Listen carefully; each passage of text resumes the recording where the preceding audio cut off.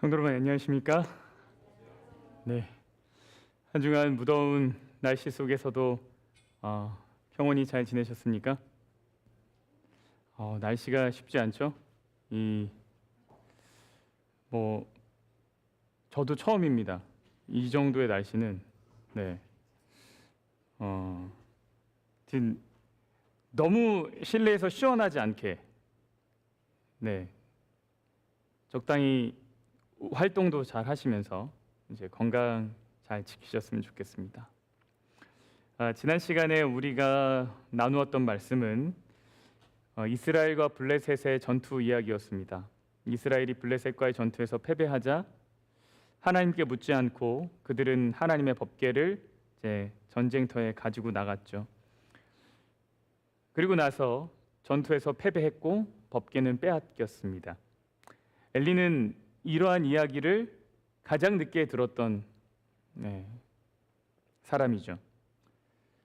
길 옆에 의자를 두고 앉아 있었음에도 불구하고 성읍의 소동이 일어나고 나서야 그제서야 이 이야기를 듣게 됩니다. 가장 충격적인 이야기는 법궤를 빼앗겼다라는 이야기였습니다. 그리고 오늘은 빼앗긴 법궤를 중심으로 일어나는 사건들, 사무엘상 5장 그리고 6장까지 좀 살펴보겠습니다. 잠깐 기도하겠습니다.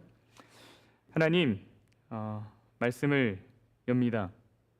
깨닫는 지혜와 순종하는 능력을 허락하여 주시고 우리의 마음이 주를 향하게 하여 주시옵소서. 예수님 이름으로 기도합니다. 여러분, 법궤가 이스라엘에서 블레셋에게로 빼앗기고 얼마의 시간이 있었는지 아십니까? 법궤가 블레셋에 있었던 기간 7달입니다. 7달. 생각보다 많이 있었죠. 그동안 이스라엘 백성들은 어떻게 예배를 드렸을까? 그들이 성막 안으로 들어갈 때 어떤 기분이었을까? 굉장히 힘들었던 시간이었을 것 같아요. 네, 정말 여러 가지 질문들이 막 떠올랐던 시기였을 텐데 성경은 그 7달의 이야기를 사실 자세하게 하지 않습니다. 대신 그 7달의 동안 이스라엘에게 있었던 이야기가 아니라 블레셋에게 있었던 일들을 좀 더 자세하게 설명합니다. 블레셋 사람들이요, 그 7달 동안 정말 놀라운 하나님의 능력을 경험합니다. 생생하게 경험합니다. 처음에 그들이 법궤를 빼앗고 어디로 가져다 두냐면 다곤의 신전, 그들이 섬겼던 신의 신전으로 가져다 둡니다. 블레셋 사람들이 하나님의 궤를 가지고 다곤의 신전에 들어가서 다곤 곁에 두었다, 이렇게 이야기를 하죠. 그런데 이제 사건이 발생합니다. 아스돗 사람들이 이튿날 일찍 일어나 보니까 다곤이 그들이 섬기던 그 신의 형상이 여호와의 궤 앞에 엎드려져 있는 거예요. 근데 얼굴이 땅에 닿은 거죠. 마치 이 모양이 뭐와 같아요? 경배하는 모양과 같아요. 그 사람들이 어떻게, 이게 뭐야? 이게 무슨 일이야? 누가 그랬어? 이상한데? 하고는 어떻게 했어요? 그냥 다시 세워놨어요. 이게 뭔가 불길한데? 까진 했겠죠. 뭔가 불길한데? 그러나 마치 이 일은 우연히 일어난 것처럼 이렇게 그냥 다시 세워뒀습니다. 근데 그 다음날 또 사건이 일어나요. 이튿날 아침에 그들이 일찍이 일어나 본즉 다곤이 여호와 궤 앞에 또다시 엎드려져 있는데 이번에는 어떻게 됐습니까? 머리와 두 손목이 끊어져서 문지방이 있었고 다곤의 몸뚱이만 그 앞에 남았다. 근데 당시에 고고학을 발견한 사람들을 보니까 다곤의 신전이라고 하는 이 신전을 좀 발견했나 봐요. 근데 문지방이랑 그 우상이 있었던 그 자리까지의 거리가 상당히 멉니다. 학자들이 얘기는 한 50m 된다는 거예요. 그러니까 이게 그냥 뭐 지진이 났든지 누가 실수로 건드렸든지 그래서 떨어져서 부러진 게 아닌 거죠. 그렇죠? 진짜 어떤 초자연적인 어떤 사건이 발생해서 아니면 뭐 여기에 기록되지 않았지만 그 이스라엘의 믿음이 아주 충만한 첩자가 그 안에 잠복해 있다가 뭐 수작을 부렸든지 아무튼 일반적이지 않은 일이 일어난 겁니다. 아주 멀리 떨어지게 된 거예요.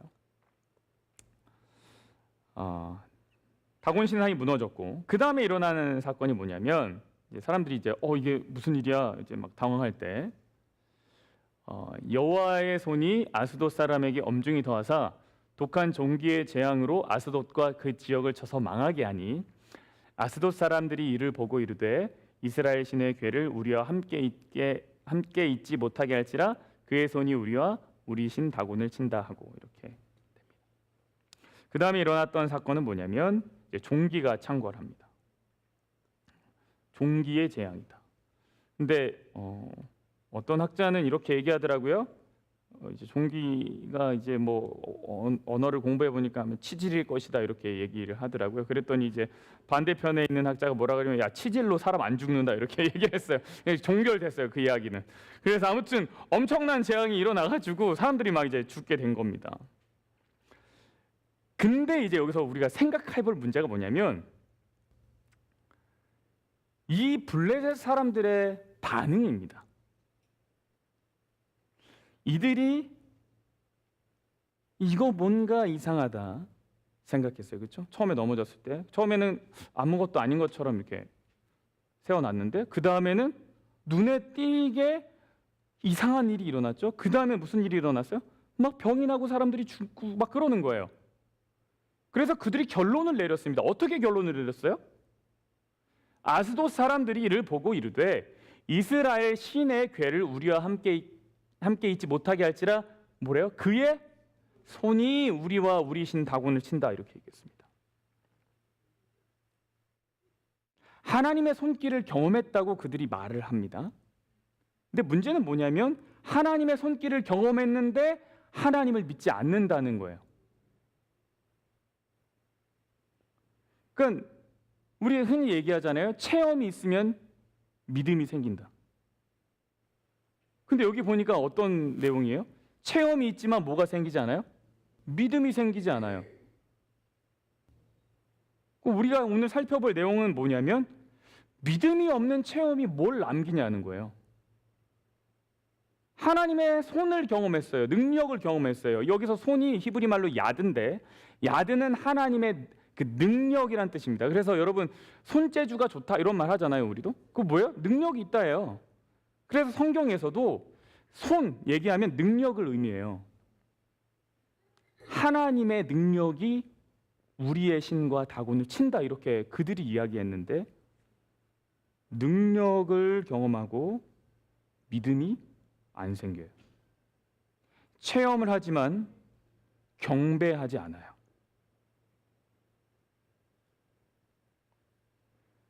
그들이요 어떤 결론을 내렸냐면 여기서 이렇게 얘기하죠. 그의 손이 우리와 우리 신 다곤을 친다.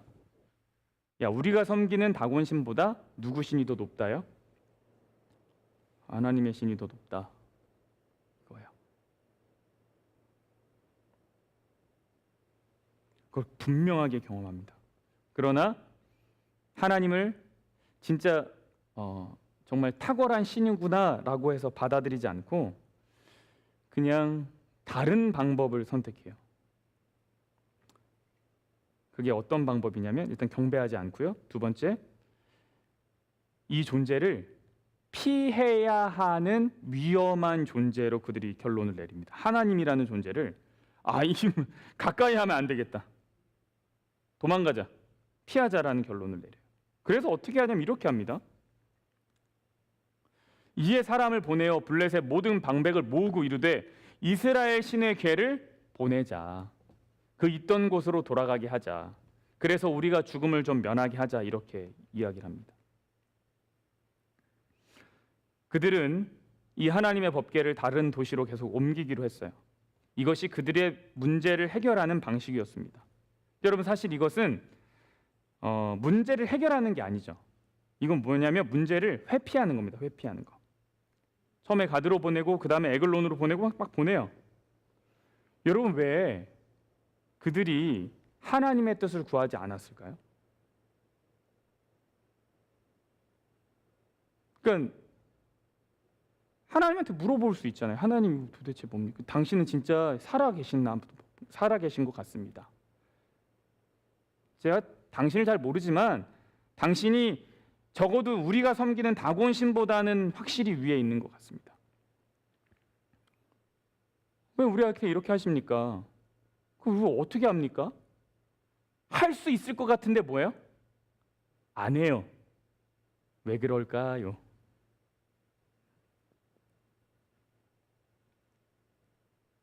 그들이 신을 이해하는 방식이 여기서 나오는 거예요.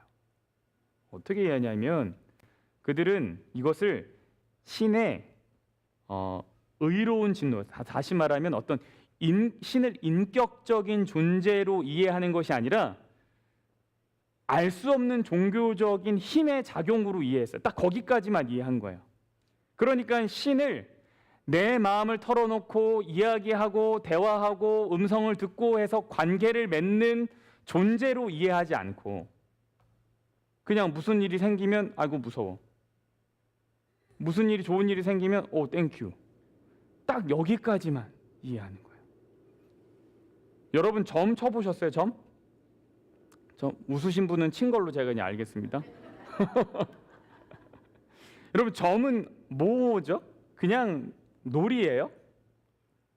여러분 그 점은 초월적인 힘과 교통하는 하나의 방법입니다. 네. 이게 신통한 점도 있고 안 신통한 점도 있겠지만 그게 다 가짜라고 말할 수가 없어요. 네. 그렇다고 해서 점을 보면 뭐 답이 나오냐 그건 아니죠.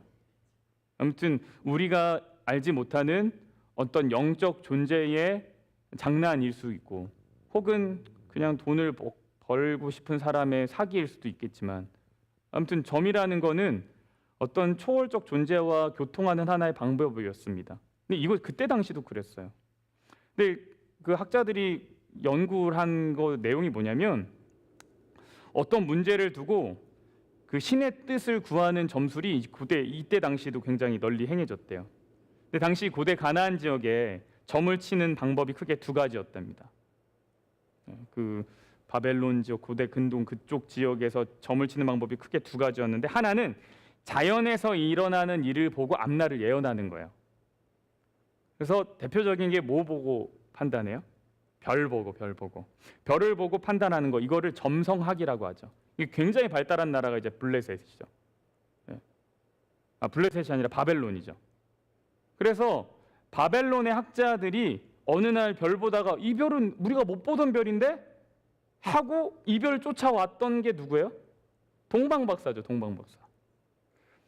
근데 이 사람들이 뭘 하냐면 갑작스럽게 폭풍이 일어나는 걸 보면서 그걸 막 예측하고 구름 모양이 이상하면 구름 모양이 이상한데 이거 불길한 징조야. 그럼 뭐 길조야. 뭐 이렇게 하고 갑자기 뱀이 나오면 이것도 뭐 흉조야. 뭐 이렇게 하고 동물의 울음소리가 이상하면 이거 이상해. 이러면서 자연에서 일어나는 일을 보고 앞날을 이제 예측하는 거야.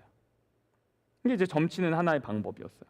또 하나는 뭐냐면 인공적인 현상을 유도해 점을 보는 거예요. 그들이 했던 게 뭐냐면 기름을 물이든 대야에 이렇게 탁 붓는데요. 그러면 모양이 생기고 막 이렇게 거품이 생기잖아요. 그러면 그걸 모양을 관찰하면서 이게 점치는 거예요. 여러분 그거 아시죠? 이렇게 딱 무슨 일로 왔어 한 다음에 이제 갑자기 그쵸? 쌀 던진 다음에 되게 재밌어요. 쌀 던지고 자기가 막 손으로 막 이렇게 막 움직여요.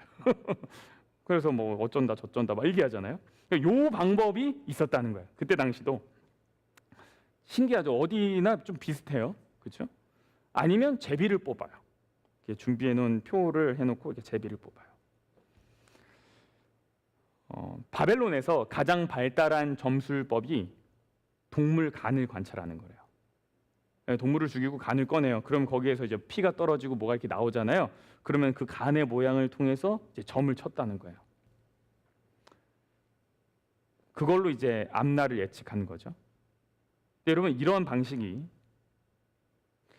하나님의 이야기, 그러니까 이러한 방식으로 신과 교통하는 것과 하나님, 이스라엘 백성들이 하나님과 지금 관계를 맺는 것과의 가장 큰 차이점이 뭡니까? 이 점술에는 하나님과 대화하거나 그분의 뜻을 듣는다라는 개념이 없죠.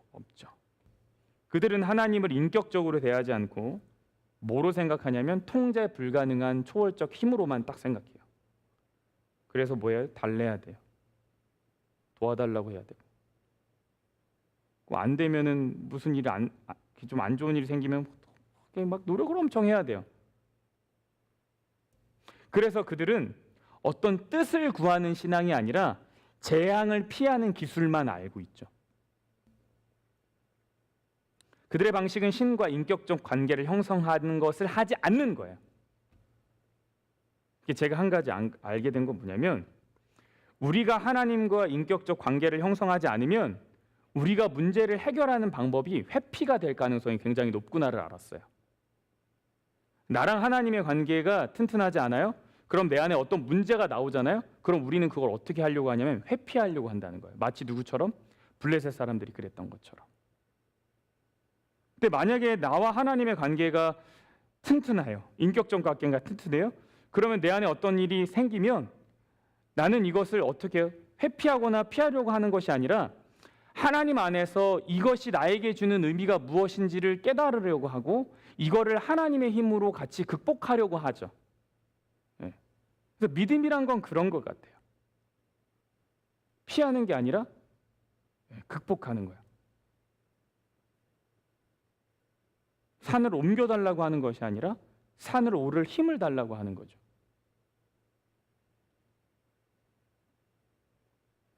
여러분, 블레셋은 하나님이란 존재의 능력을 체험했습니다. 그리고 인정했습니다. 제가 이거 보면서 읽으면서 야, 나도 이런 거 진짜 현장에서 보면 굉장히 신나겠다. 아니, 끔찍한 장면들이 많으니까 신난다고 표현할 수 없겠지만 하나님의 그 살아계심 때문에 굉장히 막 흥분될 것 같아요. 진짜 막 그럴 것 같은데, 사실 블레셋 사람들이 이거 겪고 나면은 이제 캠미팅 와서 간증해야 되는데, 그죠? 여러분 그거 아십니까? 제가 이렇게 해야 되는데 그렇게 하지 않아요. 그들의 결론은 법궤를 다른 데로 보내버렸다는 거예요. 체험이 있다고 믿음이 자라지 않아요. 여러분, 회피할 것이 아니라 물어봐야 돼요. 하나님께 물어봐야 돼요. 지금 내가 무엇을 하기 원하는지, 왜 내게 이러한 시간이 주어졌는지 물어봐야 되죠. 또 한 가지 재밌는 건 뭐냐면 이들이 이제 보내기로 결정을 하잖아요. 근데 이제 어떻게 보낼지가 이제 고민인 거예요. 야, 이제 이 법궤가 우리가 감당할 게 아니다. 야, 하나님이 진짜 대단한 분이다. 우리가 어떻게 할 수가 없다. 우리가 섬기는 신이 그냥 진다. 보내자. 그랬더니 이제 뭐 어떻게 보내냐가 나온 거예요. 그래서 블레셋 사람들이 제사장들과 복술자들, 나름대로 점친다고 하는 사람들, 신통하다는 사람들 다 불러요. 이거 어떻게 하냐? 어떻게 그곳으로 보내냐? 그랬더니 이렇게 얘기합니다. 야, 보내려면 그냥 보내지 말고 속건제를 좀 드려서 보내자. 그러면 우리가 병도 낫고 그의 손을 너희에게서 옮기지 아니하는 이유도 알리라. 이런 일이 일어나는 이유도 좀 알 거다, 이렇게 얘기를 한 거예요.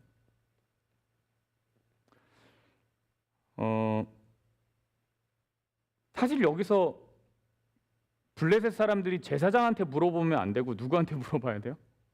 하나님한테 물어봐야 돼요. 나중에 이제 말씀드리겠지만 왜 계속 이렇게 하냐면 하나님이란 존재의 품성을 제외하고 이 일을 해석하기 때문입니다. 하나님이란 분이 어떤 분인가, 어떤 속성을 가지고 있는 분인가, 어떤 마음을 가진 분인가에 대한 이해가 없이 일어나는 현상을 통해서만 이 문제를 해결하기 때문에 이런 결론에 도달합니다. 관계 형성을 안 해요. 자신들끼리 답을 내렸어요. 속건제 드려라. 왜 속건제 드리래요? 그래야지 살까봐. 그래야지 살까봐. 사무엘상 6장 5절입니다. 너희는 너희의 신들과 너희의 땅에서 독한 재앙을 내리신 하나님께 영광을 돌리라. 그가 혹 그의 손을 너희에게서 가볍게 하실까 하노라. 요 생각으로. 그래서 어떻게 드리냐면 금으로 만든 독종과 주의 형상을 만들어서 하나님께 드립니다. 나중에 보겠지만. 근데 여러분, 속건제가 원래 이스라엘 백성들에게 하나님이 말씀하셨던 속건제는 뭐냐면 이거죠. 속건제 언제 드린지 아십니까? 하나님의 성물에 대하여 부지 중에 범죄할 때, 그러니까 하나님이 구별하신 물건인데, 하나님께 구별한 물건인데 내가 이거를 이제 실수했어요. 이걸 함부로 다뤘어요. 그러면 이제 속건제 드리는 거예요. 혹은 다른 사람 물건 빼앗았을 때, 이웃이 맡긴 물건이나 전당물을 속이거나 도둑질하거나 착취하고도 사실을 부인하거나 이러면, 그러면 이제 속건제를 드려라, 이렇게 얘기했단 말이에요. 그런데 블레셋이 속건제를 드린대요.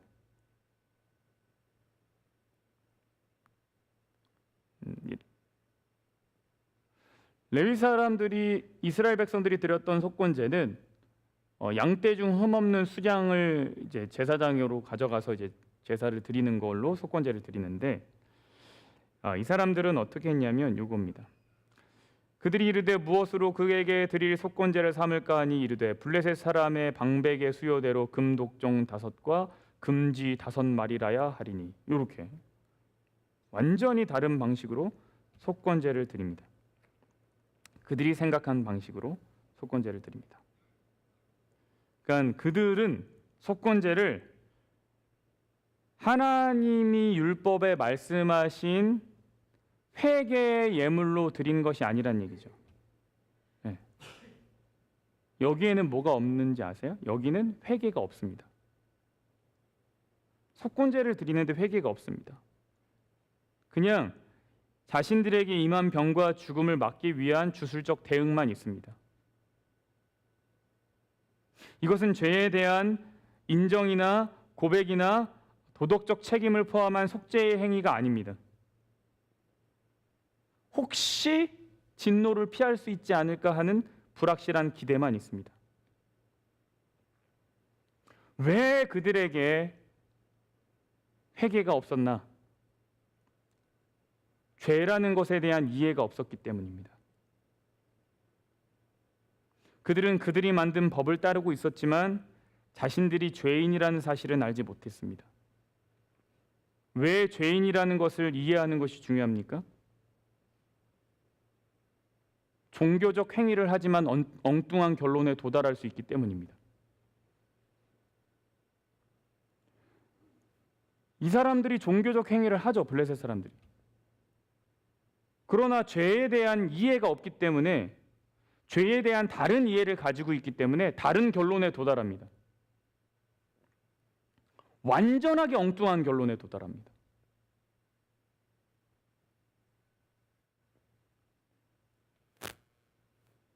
그들이 이제 이렇게 속건제를 다 드리기로 하고 이제 보내자, 어떻게 보낼까 하다가 선택한 게 이거예요.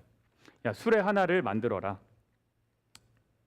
수레 하나를 만들고 멍에를 메어보지 아니한 전 나는 소 2마리를 끌어다가 소의 수레를 메우고 그 송아지들은 떼어 집으로 돌려보내고 여호와의 궤를 가져다가 수레에 싣고 속건제로 드릴 금으로 만든 물건들을 상자에 담아 궤 곁에 두고 그것을 보내어 가게 하자. 보고 있다가 만일 궤가 그 본 지역 길로 올라가서 벳세메스로 가면 이 큰 재앙은 그가 우리에게 내린 것이요 그렇지 아니하면 우리를 친 것이 그의 손이 아니요 우연히 당한 것인 줄을 알리라 하니라. 여러분, 벳세메스는 당시 그 블레셋 지역에서 가장 가까운 이스라엘 성읍이었습니다. 이 암소가 어떻게 됐을까요?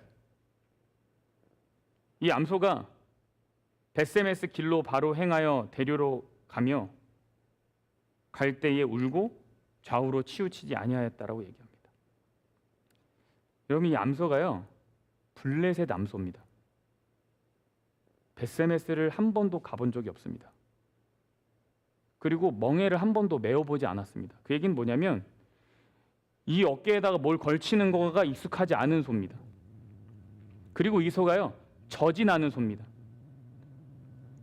젖이 나는 소면 송아지가 나온 지 얼마 안 된 거예요. 근데 이 암소가 한 마리가 아니라 2마리입니다.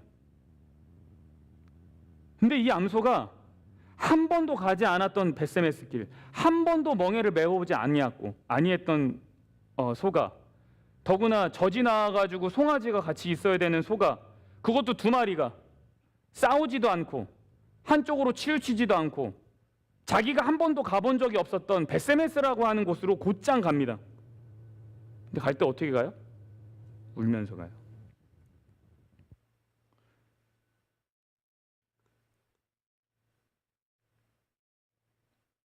이게 한 4년 전에 있었던 뉴스인데, 인도 남부에 있었던 사건인데, 소가 송아지를 낳았어요.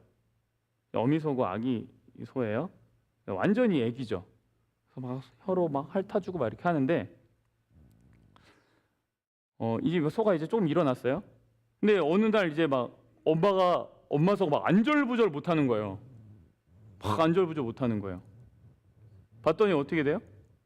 이 송아지를 이 오토바이 태워서 가려고 하니까 이 소가 막는 거예요. 이 아저씨가 송아지 데리고 출발하거든요. 그러더니 막 쫓아갑니다.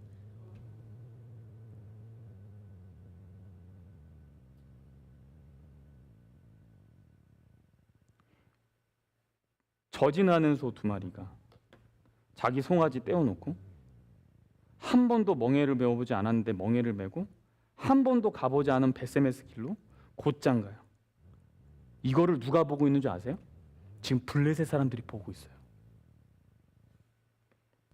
아주 신기한 장면을 보고 있어요. 그런데 여기서도 그들이 기적을 경험한 거거든요, 사실. 근데 믿음으로 연결되지 않아요. 여러분, 체험 그 자체는 믿음을 생산하지 않습니다. 믿음이라는 건 진리를 받아들이고 거기에 자신을 맡길 때만 생겨요.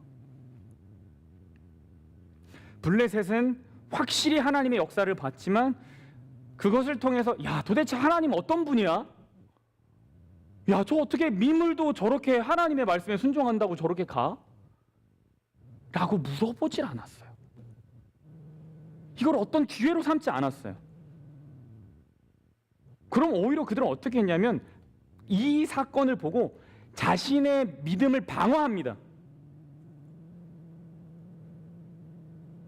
하나님과의 관계를 어떻게 풀어갈까가 아니라 내가 여기서 어떻게 살아남지? 딱 거기까지만 생각해요. 여러분, 그들이요 하나님을 실험해요. 이게 진짜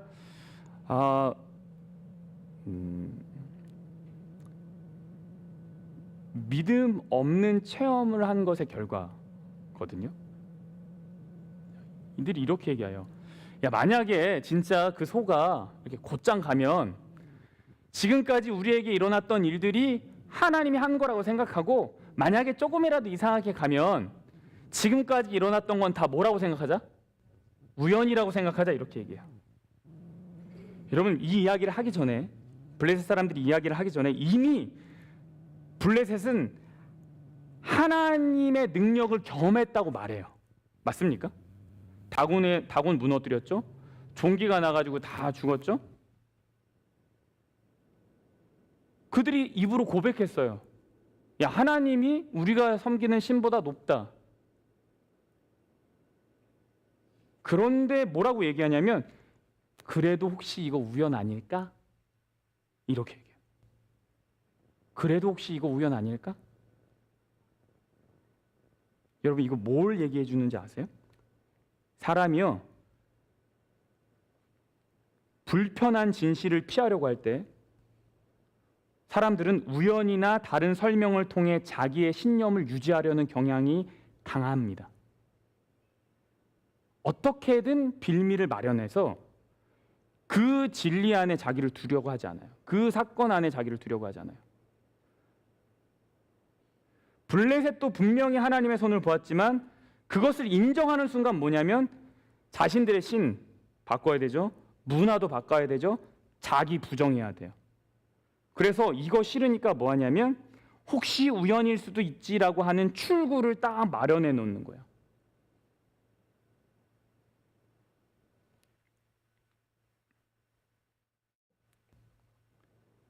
우연이라고 하는 여지를 다시 그 앞에 올려놓는 거죠.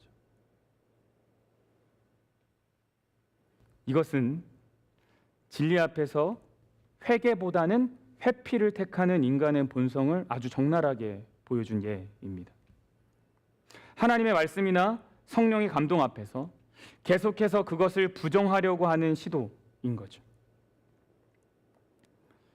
블레셋 이야기는 우리에게 중요한 교훈을 좀 던져줍니다.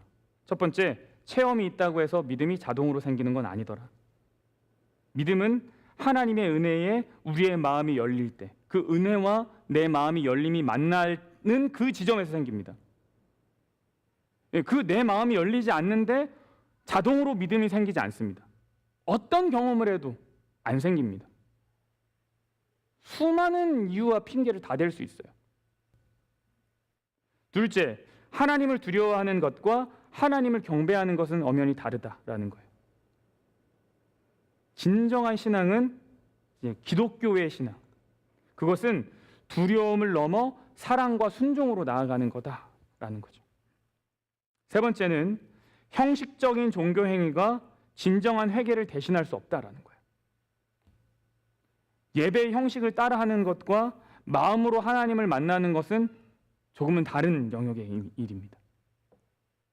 네 번째는 우리는 진리 앞에서 회피하려고 하는 인간의 본성을 경계할 필요가 있어요. 경계할 필요가 있어요. 야, 내가 왜 이거를 진짜로 거절하려고 하나, 거부하려고 하나? 하나님의 말씀이나 성령의 역사 앞에서도 뭐를 갖다 놔요? 우연일 수도 있어. 여러분, 이게 합리적인 신앙을 배제하라고 말씀드리는 게 아닙니다. 그냥 무조건 믿어야 된다라는 말씀을 드리는 게 아닙니다. 여러분, 기적이 있을 수 있어요? 없어요? 기적이 있을 수 있어요? 기적이 있을 수 있습니까? 우리가 다 말로 설명할 수 없는 어떤 현상, A가 들어가면 B가 나와야 돼요. 이제 함수 관계잖아요. A를 넣으면 B가 나와야 돼요. A 다시를 넣으면 B 다시가 나와야 돼요. 그게 세상의 법칙인데 A를 넣는데 갑자기 C가 나오는 경우가 있어요, 없어요? 있어요. 여러분, 이게 하나님을 믿는다고 하는 기독교 신앙인들이 이야기하는 게 아니에요. 이야기를 모든 철학가에서 얘기해요. 하나님을 믿지 않는 사람도 뭐라고 얘기하냐면 이 세상에 기적은 있을 수 있다고 얘기해요.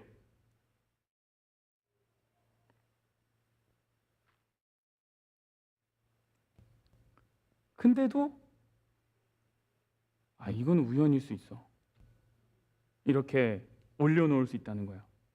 출구를 만드는 거죠.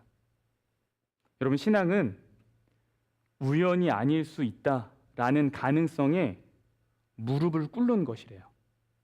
이게 우연이 아닐 수 있어. 이게 뭔가 진짜 어떤 메시지가 있을 수 있어.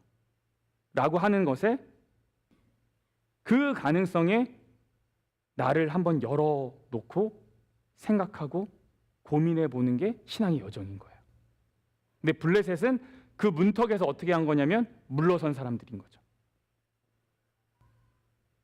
왜 물러섰냐면 그들이 하나님의 품성을 배제했기 때문입니다. 그들이 생각하고 섬겼던 신을 바라보는 관점으로 하나님을 생각했기 때문입니다. 그래서 이상한 방법으로 속건제 드리고 하나님이 사랑이라는 관점을 배제하니까 이상한 결론으로 흘러가요. 능력을 경험하지만 경배하지 않고, 문제가 생겼을 때는 회개하지 않고, 여전히 마지막으로 이건 우연일 거야 라고 하는 자신들의 생각을 내려놓지 않아요. 나중에 이거 근데 좀 약간 바뀝니다. 블레셋 사람들이 약간 좀 내용이 바뀌는데, 우리는 어떤 선택을 해야 할까? 우리가 하나님의 손길을 체험할 때 그것을 회피의 기회로 삼지 말고 믿음의 기회로 삼았으면 좋겠어요. 여러분, 성경을 읽을 때 어떻게 읽으시죠? 성경을 읽을 때 그 한 절과 한 절 사이에서 일어나는 다 설명되지 않은 하나님의 마음을 헤아려 보려고 하면서 읽잖아요, 우리가. 그렇죠? 네. 우리는 이 기록되어 있는 글들을 통해서 뭘 보려고 하느냐면 하나님의 마음을 보려고 하는 거죠. 성경 공부는 마음 공부입니다. 하나님 마음 공부예요. 네. 근데 그렇게 여러분의 삶에서 일어나는 일도 바라보세요. 내 삶에 일어나는 일을 잠깐 멈춤해놓고 오늘 하루를 묵상하시라는 거예요. 오늘 내가 무슨 일이 있었지? 한번 돌아보는 거예요. 그리고 그 사이사이 사건 속에서 하나님이 어떤 역사를 이루셨나, 그게 대단하지 않더라도 하나님이 나를 어떻게 이끄셨나, 나는 오늘 누구와의 만남에서 어떤 대화를 나누었나, 나는 혹 어떤 실수를 했나, 그렇죠? 내 마음에 혹 미처 내가 깨닫지 못한 아픈 부분이 있어서 어떤 방어 기제가 나왔나, 그런 것들을 한번 살펴보는 거죠. 그래서 하나님의 시선으로 내 하루를 돌아보는 거죠. 마치 내가 성경을 묵상하듯이 내 삶에 일어나는 하루를 묵상하는 거죠. 그런 시간을 우리가 가질 필요가 있어요. 그러면 하나님을 더 가까이서 느끼고 경험하고 생각할 수 있습니다. 네. 형식적인 신앙에 머무는 것이 아니라 진정한 회개와 순종으로 나아가는 우리 모두가 되기를 간절히 바랍니다. 네, 우리 이 시간 개인 기도 시간입니다.